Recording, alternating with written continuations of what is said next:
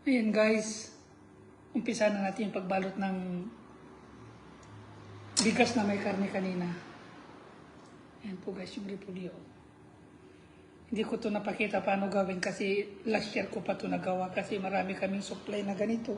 Kaya ang ginagawa ko, pagka may time ako talaga, inaayos ko to, linalagay namin sa freezer. Ayan, tapos ito na po yung ginisa natin kanina. Ano na siya, malamig na po siya. Pwede na po siyang balutin. Yan, ganyan lang po siya guys. Lagay lang natin na ganyan. Ikutin na ganyan. Ganyan. Tapos kutsilyo po ito. Yan, pak. Yan lang siya guys. Oh, yan. Matrabaho to pero masarap. Ayan oh, ang gandang pagkagawa. Hindi masyadong malaki. Hindi masyadong maliit. Katamtaman lang po. Lahat ng bagay maganda sa katamtaman lang. Mahirap naman ang pagsumubra. Pangit naman pagkulang. Yung tama lang. Yan guys. Ito hindi ko tatapusin to lahat. Basta ipakita ko lang kung paano ginagawa. Yan guys. Pagka natapos ko to lahat, ipapakita ko kung paano ilagay sa kaldero, sa ano ba, hala, sa Arabic. Yan. Pero sa ito, hindi namin pagkain to, dadalhin po sa anak nilang lalaki. Kasi request ng mga bata, yung apo nila. Yan guys. Ito lang ang buhay natin dito sa abroad. Basta matyaga ka lang, mabuhay ka. Kahit anong trabaho, pasukin mo. Basta kahit hindi mo kaya, matutunan mo yan. Kung pursige ka sa buhay mo, walang mahirap. Kung ang isang tao ay interesado sa lahat ng bagay. Ako, nag-umpisa ako dito, wala akong alam talaga. Tagalinis ako dito noon.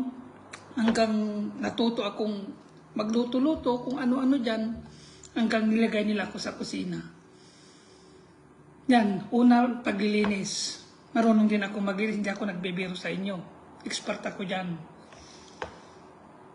Pangalawa, mamlansya. Marunong din ako yan. Sinabi ko na sa ito kahapon. Mag-organize ng gamit. Kasi gusto kong matuto. Ayan. Ito sa amo ko dito, matagal na po ako dito. Ito po yung una kong employer mula nung dumating ako dito sa Cairo. Mag-18 years na po ako sa kanila. Sa amo ko.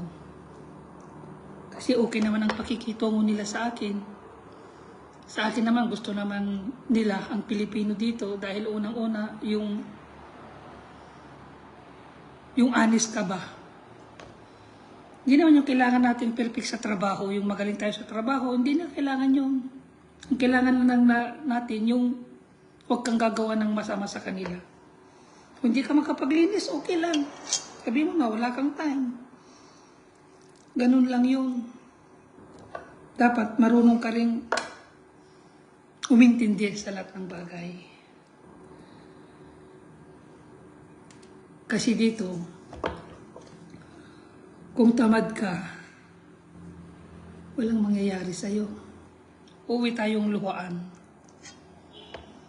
Kahit ganito, ito, kahit malitang sahod, laban lang.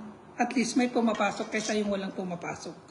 Ang number one dito, yung kahit papano, may pumapasok. Ganun ang buhay dito sa abroad, mga kababayan. Yan, tiyaga lang sa buhay. Makakamit mo rin yung pangarap mo balang araw. Walang bagay na madali. Lahat tayo dumaan sa hirap.